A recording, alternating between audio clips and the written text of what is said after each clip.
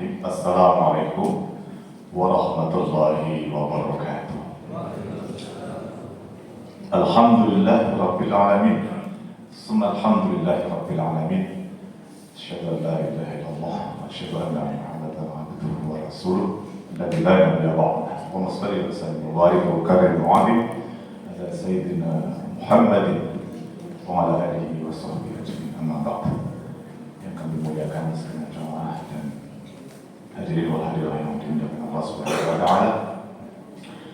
Bersyukur kepada Allah Subhanahu wa taala hingga memasuki malam ke-19 Allah izinkan kita dalam keadaan sehat walafiat untuk merasakan, menikmati hidangan-hidangan jamuan-jamuan Ramadan dalam keadaan baik, lancar hingga malam hari ini. Semoga terus Allah izinkan kita juga istiqomah lahir batin, sehat walafiat untuk terus memaksimalkan detik, menit, jam, hari Ramadan secara sepenuh kecintaan kepada Allah. Apalagi kita sudah menjelang Asyrul Awakhir yang sampai setelah itu kita akan memulai masuk program iktikaf. Seperti itulah kecintaan orang-orang beriman, selalu menanti-nanti untuk memaksimalkan diri dalam taqarrub kepada Allah dengan momen yang Allah hadirkan kepada kita pada Ramadan tahun ini. Bapak Ibu sekalian, mohon maaf kalau tadi salat tarawih kurang nyaman, suara saya agak terganggu sehingga baca Qur'annya ya dalam tenggorokan yang gatal-gatal begitu Bapak Ibu. Mudah-mudahan masih sah gitu ya. Bapak Ibu sekalian, ini kultum apa ceramah? Saya soalnya di mana-mana ya mantengin jam terus kalau Ramadan. Kalau settingnya itu ceramah, ya kayak Wijayanto gitu 1 jam setengah. Kalau kultum ya 15 menit ya maksimal. Kulkas ya. Kalau 15 menit masih sabar menunggu. Di kelas enggak? 4 dari dalam hati turun gitu ya. Bapak Ibu yang rahmat Allah Subhanahu wa taala. Tema yang saya sampaikan mungkin sederhana saja, tapi tazkirah buat kita. Bapak Ibu, izin ilustrasi ya, ilustrasi dulu. 5. Kalau seorang ajudan atau jenderal, kopral dipanggil oleh atasannya, oleh komandannya, jenderal misalnya, dipanggil sampai kenceng gitu, dipanggil berkali-kali, nyaut enggak, malah main HP, marahin enggak, kira-kira si komandan tuh gimana Bu? Pak? Mana ya? Kira-kira diapain? Yang saya bayangkan ya namanya militer gitu ya. Paling enggak keluar apanya Pak? Paknya gitu ya. Mungkin lah, walaupun tidak ya. Ilustrasi aja Pak. Manggil berkali-kali tapi tidak nyaut, apalagi marahin, mengistijabah gitu. Nyaut pun tidak, malah main HP gitu. Malah santai-santai cengar-cengir gitu ya. Pasti ada perasaan marah bagi yang komandan. Terus sekalian, ilustrasi itu kita coba tarik. Manusia diciptakan oleh Allah dengan sempurna, sesempurna mungkin, bahkan kita manusia adalah makhluk Allah yang paling dimuliakan. Secara makom, secara posisi, jelas manusia itu paling istimewa. Laqad khalaqnal insana fi ahsani taqwim. Kan gitu salah satu ayatnya. Sungguh kami, kata Allah, menciptakan insan atau manusia itu pada ahsani, bukan hasan, tapi ahsani. Ahsan itu superlatifnya, tingkat tinggi, paling tingginya, palingnya. Dalam dikris itu paling tinggi, jadi paling baik, bukan baik Pak. Sama dengan kata akbar, kabir besar. Kalau akbar paling besar, makanya takbir sholat itu bukan Allahu kabir, tapi Allahu akbar, karena tidak ada lagi yang besar. Manusia itu ahsan taqwim. Pertanyaannya Bapak Ibu, kenapa kemudian Allah melanjutkannya atau meneruskannya pada ayat 5-nya tadi ada 4 ya, surat At-Tin. Ayat 5-nya summa radadnahu asfala safilin. Kemudian Allah memberikan posisi atau mendegradasikan manusia, atau manusia meluncur pada asfala safirin. Bapak Ibu, asfala safirin tempat yang paling rendah, paling bawah. Asfal, mungkin aspal itu kenapa di bawah, karena kita injek-injek gitu ya, paling bawah. Ngomong-ngomong kata asfala, saya coba ingin mencolekkan satu ayat yang terkait dengan kata itu. Bapak Ibu sekalian, surat An-Nisa, surat 4 ayat 145, tatkala Allah bicara tentang posisi orang munafik di neraka.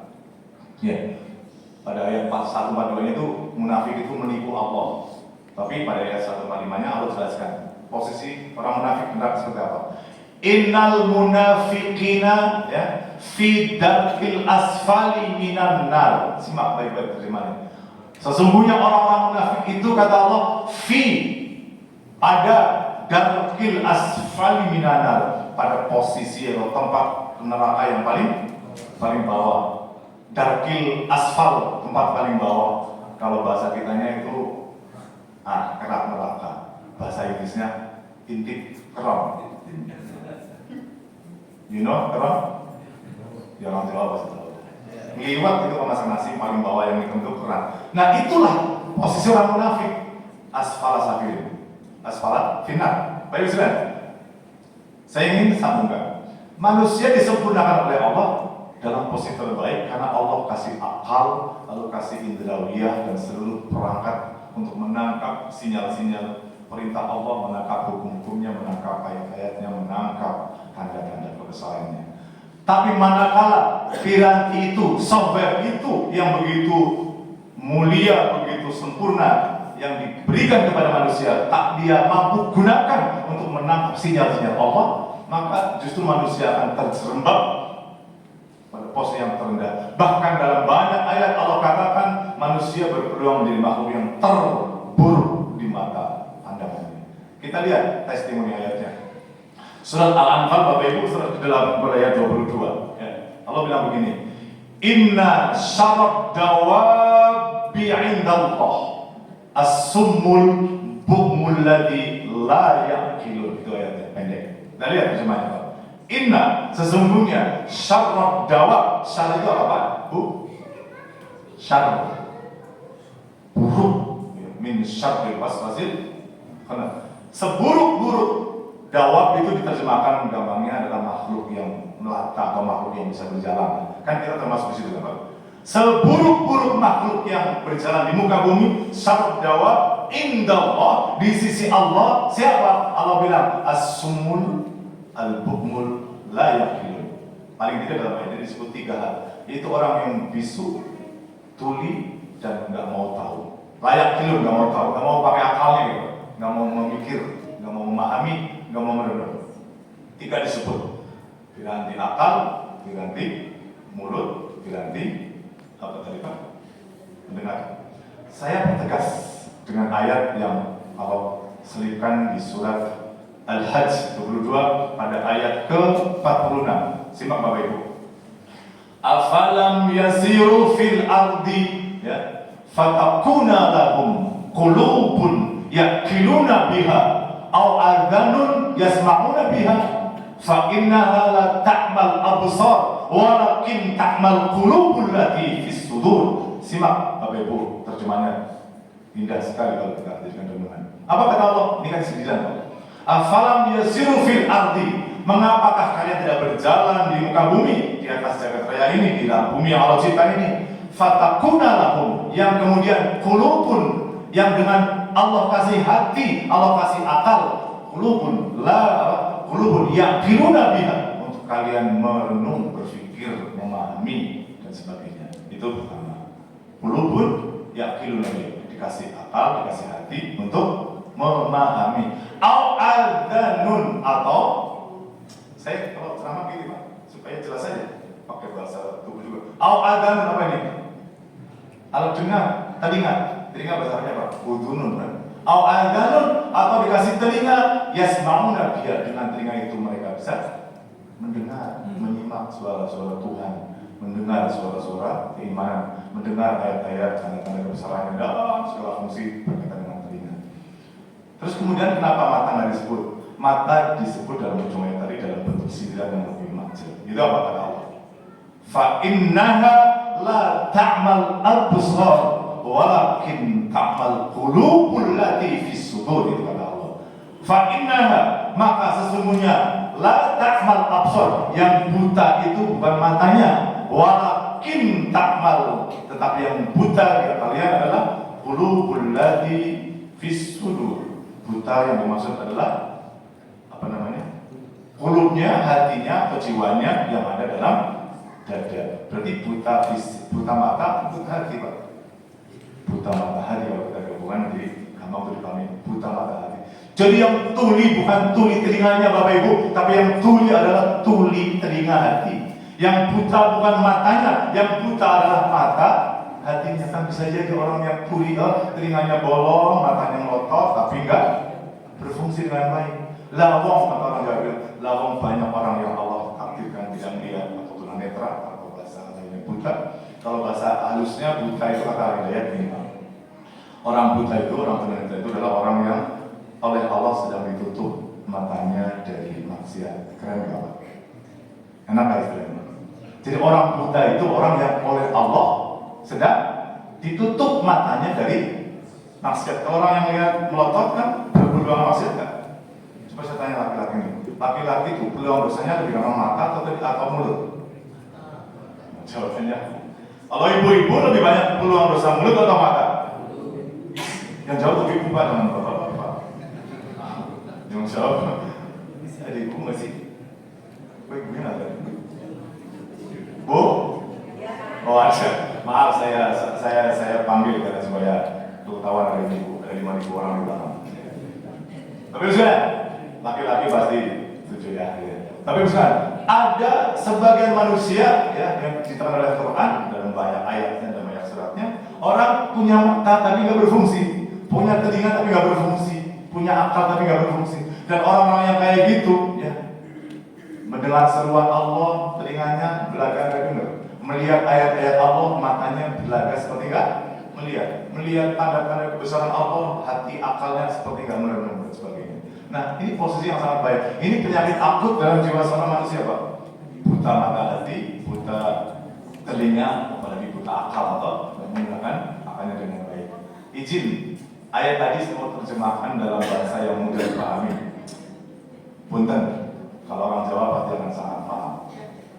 Saya akan ambilkan diksi filosofi bahasa Jawa untuk menjelaskan ayat tadi. Tadi apa yang disebut ayat tadi? Surat Al-Qasas ayat 46. Orang yang telinganya nggak berfungsi dengan baik, padahal telinganya bolong ya.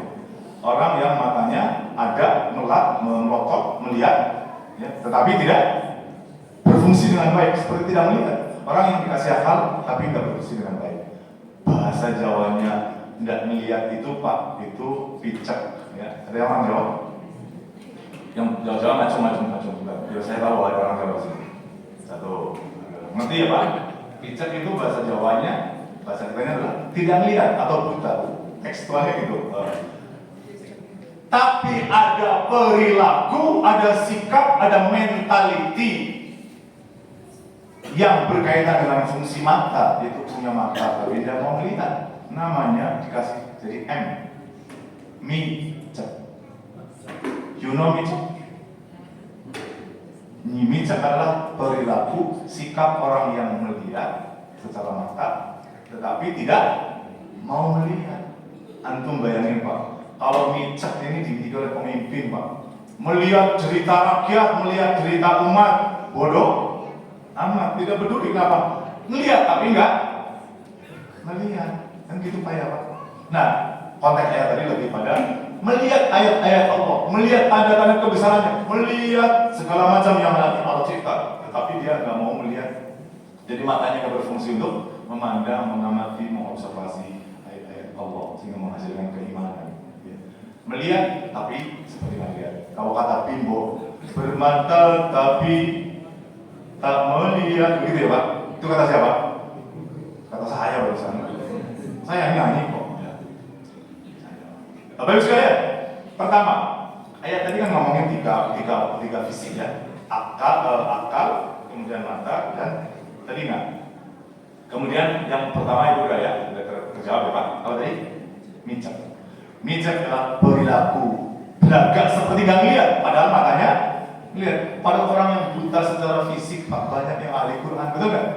Orang-orang buta banyak yang tunanetra itu banyak yang hafal Quran, banyak yang pandai baca Quran. Orang buta pandai baca Quran, bahkan hafiz yang melotot nggak bisa baca Quran, ada nggak? Jawab aja. Saya lagi tanya. Ada orang buta banyak ahli Quran banyak? Nah, banyak orang yang nggak buta yang melotot matanya tapi nggak bisa baca Quran dengan baik? Banyak. Di mana? Pokoknya jangan sampai di sini kan. Di sini pasti nggak ada. Di sini kan ada semua. Amin. Masjid yang paling enak ada begini. Masjid ceria, cerah, asri, unik. Ya, jamaahnya juga unik. Ini karena sudah malam segini, nggak segini atau dari kemarin segini. Udah maju nih Pak. Kemarin penuh saya belakang. Ya, berarti sebagian sudah hilang. Makanya tadi di medsos ada pengumuman yang keren. Pengumuman. Beberapa belakangan hari ini telah banyak orang-orang hilang jamaah masjid, jamaah tarawih, dan diperkirakan hilangnya di mal-mal dan pusat perbelanjaan dan pusat-pusat kuliner. Bagi mereka siapapun yang bertemu dengan mereka, tolong antarkan kembali ke masjid. Itu di medsos. Saya mau ke sini baca kayak tadi, iseng-iseng teman baca. Ini saya mau ceramah dikasih gini, gue buat baca ceramah. Terus sekalian, oke bijak. 2 lagi. Kan saya janji nggak boleh panjang-panjang. Boleh terusin yang 2? Supaya ayat tadi jelas. Ayat tadi jelas. Saya mau perjelas dengan bahasa Jawa, istilah Jawa, bukan bahasa Jawa. Oke, yang kedua apa? Tadi Allah bilang apa? Au aldanun la yasmauna. Punya telinga, tapi enggak mendengar. Gimana? Telinganya bolong Pak, dengar, tapi enggak mendengar.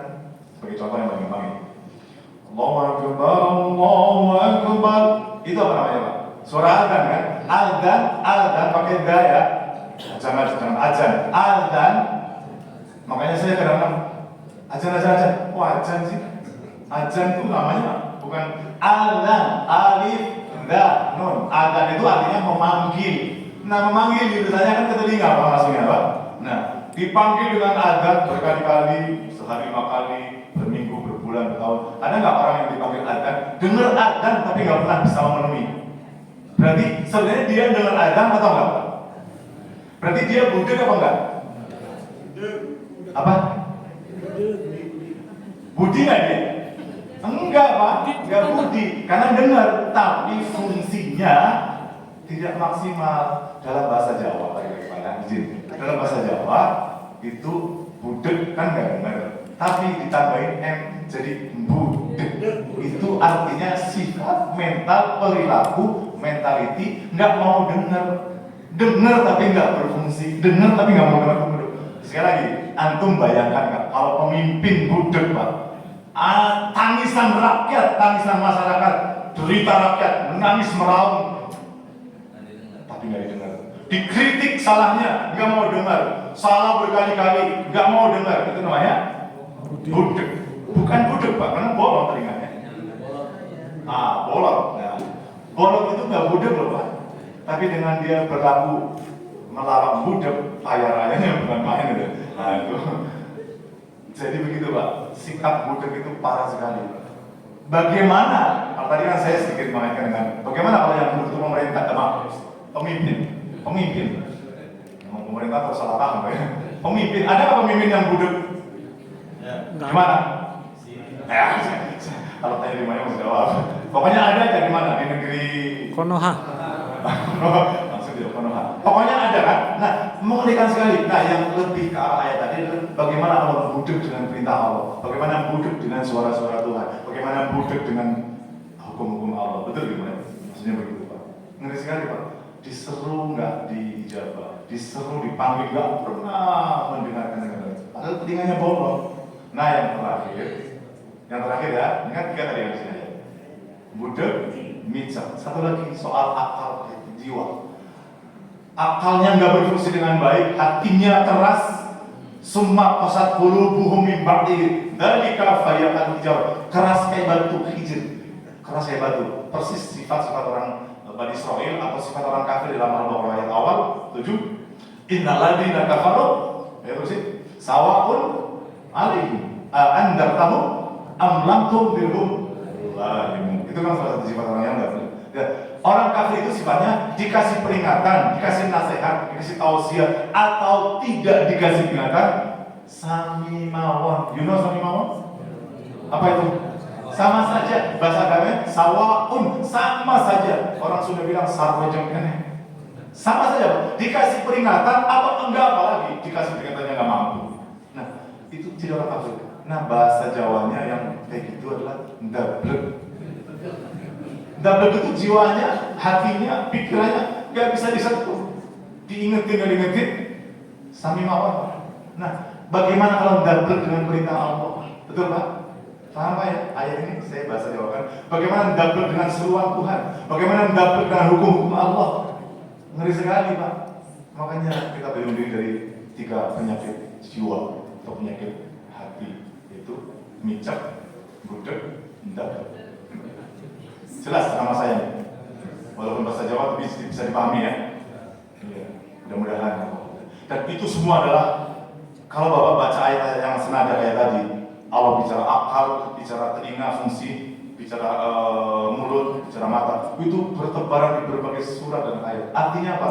Allah kasih manusia sempurna dengan semua softwarenya supaya dipakai dengan baik. Jangan ndablek mudah micak terhadap hukum-hukum Allah. Dalam dipanggil Allah kalau nggak benar, nyawa. Dilihatkan hampar ayat-ayat. Ada kematian misalnya Pak, kematian itu kan ayat Allah ya. Terus matanya melihat dimandiin jenazah, nggak bisa beri ajaran itu. Itu namanya apa Pak? Ya 3-3-nya tadi. Hatinya nggak tergeming, matanya melihat tapi seperti tidak melihat, telinganya dengar tapi seperti tidak mendengar. Ngeri sekali kalau 3-3 itu nempel dalam jiwa kita. Mudah-mudahan jauhkan dari kita ya Pak ya. Ini mudah. Dan Ramadan mengajarkan kita untuk menjauhkan dari tadi. Karena Ramadan adalah cirinya adalah istijabah, mengijabah, mengiyakan atau memenuhi seruan-seruannya. Kita hari siang disuruh berpuasa, kita manut Pak puasa. Malam hari disuruh apa? Yang Ramadan, terawih, kita manut, disuruh ngaji, pegang Quran, manut Pak. Kenapa? Orang beriman cirinya adalah istijabah perintah Allah, pengijabah. Nah tadi orang yang punya penyakit 3 tadi sulit sekali. Banyak aja yang siang saya nggak puasa Pak. Silakan Pak lihat Pak, pergi keluar sana di mana-mana siang hari. Yang namanya orang minum makan di luar dulu biasa banget betul. Tanya kalau saya, Bapak deketin tanya, Mas Muslim nggak? Kira-kira jawabannya apa? Dan banyak sekali. Warung tutup atasnya, kakinya bergelantungan, itu namanya apa? Pokoknya semua 3 tadi kalau nempel dalam jiwa manusia terhadap maksud lebih pada hukum Allah ya. Saya lebih mengkontekskan dengan hukum Allah atau perintah Allah. Ngeri sekali Pak. Alhamdulillah mudah-mudahan Allah berikan kita sensitivitas hati, sensitivitas mata, sensitivitas telinga untuk selalu memandang, melihat, mendengar, melihat apa yang Allah paparkan untuk ayat-ayat kita. Amin. Aku lupa lihat.